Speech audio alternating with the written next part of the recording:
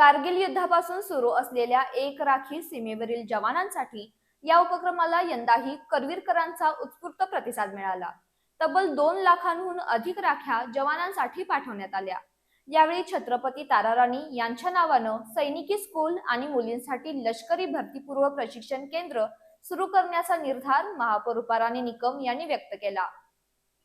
कारगिल युद्धापासून गेली 27 वर्षे Shri Swami Vivekananda charitable trust कडून एक राखी सीमेवरील जवानांसाठी हा उपक्रम राबवला जात आहे.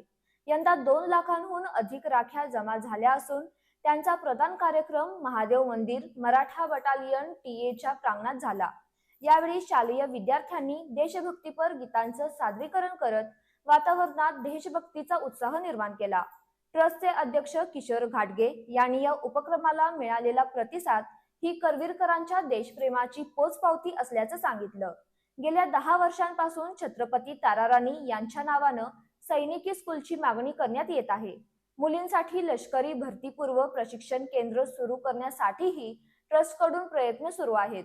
महापौर रुपाराणी निकम यांनी ही मागणी पूर्ण करण्यासाठी आपल्या कार्यकाळात जातीने प्रयत्न करणार असल्याचे आश्वासन दिलं.